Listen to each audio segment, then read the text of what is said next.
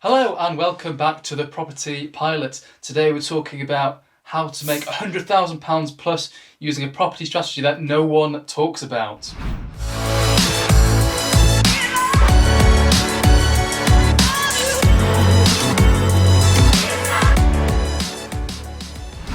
Okay, so welcome back. Apologies for the rather clickbaity title, but it's actually true. I've scoured YouTube and there's no one talking about this particular strategy. Now, I've carried out this strategy on a number of times and it's been highly lucrative. And I thought, well, I may as well share it with you here today. So what actually is it? It's essentially where we convert a family home to a house of multiple occupancy, but we do this in a different way. So we do this not just in any old random area, but we do this where we anticipate Article 4 will pop up or swallow our area. And I'm going to explain all these fancy terms right now. So first of all, family home, which is classed as C3 in the planning use. It's where a family lives. It's an ordinary home where mine or your family may reside. Let's take this one step further. So C4, not C3, but C4 is what's called a house of multiple occupancy, where 3 or more people that aren't related live in a single dwelling. Now, you can change a house from C3 to C4 under what's called permitted development rights, PD rights.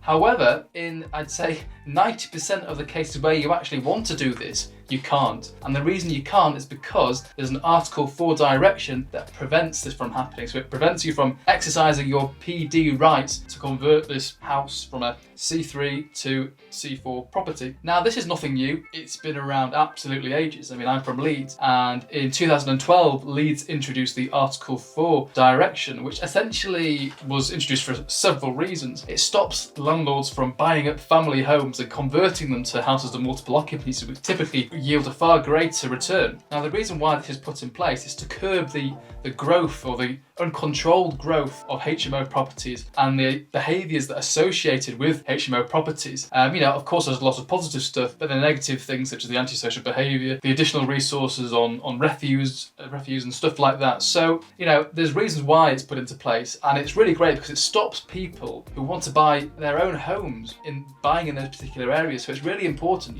What's more important, a landlord making money by converting these properties to C3 to C4, or someone actually wanting to get on the property ladder and buying their own home? That is more important, right? There are other ways we can make money. However, what this video talks about is anticipation. So think about those areas in the UK that currently don't have an Article 4, or maybe they do have an Article 4, but it's only really quite a small area and you think it's going to be expanded over time. And again, there's several reasons why we do this. So, for example, almost alluded to before in the video thus far, if you've got a standard family home, the rental income and the value of that property is nowhere near as much as a HMO property over here that's let to, say, 3 or 4 individuals. And the value of that home is much higher because of the income that it generates. And especially for those who purchase HMOs based on a commercial valuation, so based on the actual income, it can be even higher, significantly higher than the value of that property purely for a residential basis, for someone who's living in the property themselves, an owner-occupier. So this is why this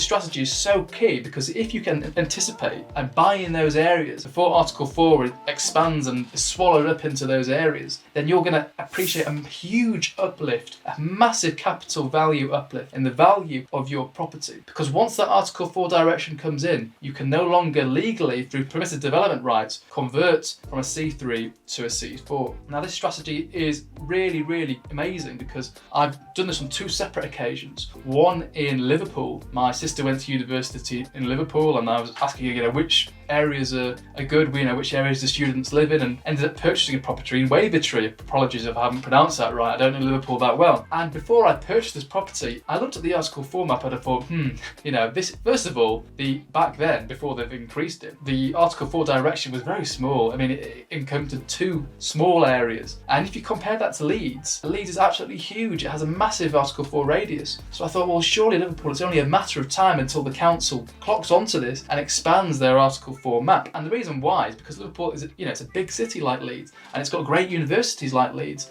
And because of that, you've got lots of students wanting accommodation in Liverpool. So it's almost a no-brainer. Sure, this has to happen at some point, right? So anyway, I bought this property. It was a couple of 100 metres outside the Article 4 area, the current area. So I thought, well, naturally, when this expands, it will expand and it will compass my property. And providing I've been using this property as a HMO for that purpose prior to the introduction of Article 4, there's a bit more to it, then you'll legally continue to do that once Article 4 has been adopted. And you can obtain things such as a certificate of lawful use, which is essentially a certificate that says, this property has been used for a HMO and then therefore can be sold for sold to a new owner for that purpose. So I did it in Liverpool with great success. When the Article 4 was eventually enlarged and swallowed up my property, I saw a massive capital uplift in the value of that property, absolutely huge. Again, I've done it in Lancaster. So Lancaster is where I went to university, so I know it quite well. And Lancaster's a very small town. There's really not much to it. And because of that, the supply of housing in the city, town itself, or whatever it is very low. It's very, very low. Of course, there's campus accommodation, but you're encouraged to live off campus after your first year. So most people go to town and they find some digs in town, right?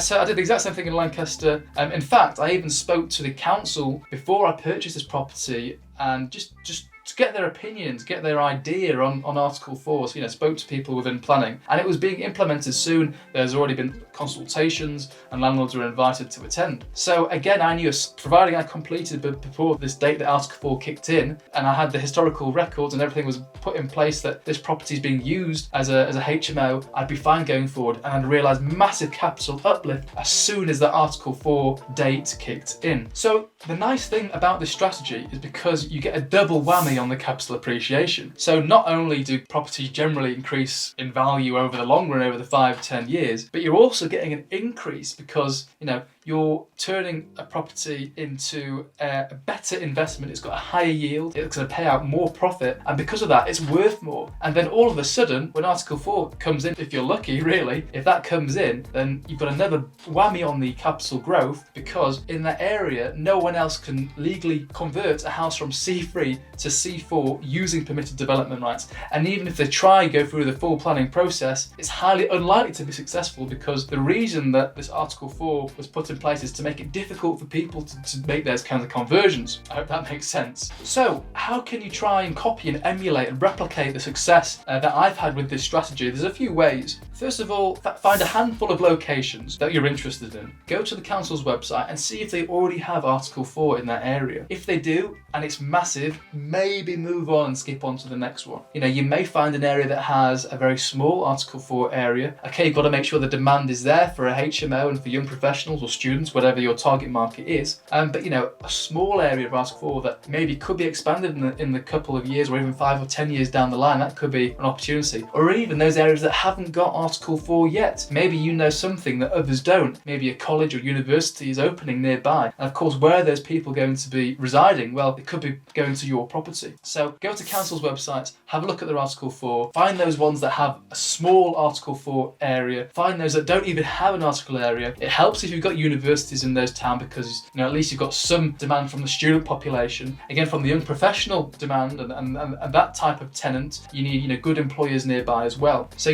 one option you could go for is, in fact, this property you're looking for could actually it's not central. It could be a rather remote property, but it's near a huge employer. And I can guarantee you now that's going to be outside Article 4, because Article 4 tends to be around the universities and around the city centres. So that's a great tip. Look for employers on the fringe and maybe have a young professional HMO and set it up there. And you can legally do this through utilising permitted development rights, rather than going through the full planning process. Don't be afraid to pick up the phone and to speak to the councillors, to speak to the planners in the areas which you're thinking about buying. They're going to give you really good hints and tips, and at the end of the day, they want to help you as well, right? So I remember having a really good phone call with someone in Lancaster. They gave me all the inside and out, and that gave me a lot more confidence to actually purchase this property. But don't get me wrong, I was lucky on both cases. In both cases, Article 4 was either introduced introduced or expanded, and my properties suddenly were gulfed within Article 4 and they got that huge uplift in capital appreciation. But it's by no means guaranteed, right? You need to take the risk and put a bit of luck on your side. So I'd recommend finding, a handful of locations to start off first. Don't try and dart all over the UK and find 50 locations. It's not going to work. You need to know that Article 4 area inside and out. So I hope you've got really good value from today's video. Please consider subscribing if you haven't already. For those of you that are not aware, once I hit 10,000 subscribers, one of you lucky subscribers will be chosen at random, and you'll be joining me in the cockpit, and we'll be flying over Yorkshire together, and you get to experience what it's like flying in a rather cool but small high-performance aircraft. So again, thank you very much for watching, and I hope you enjoy your day.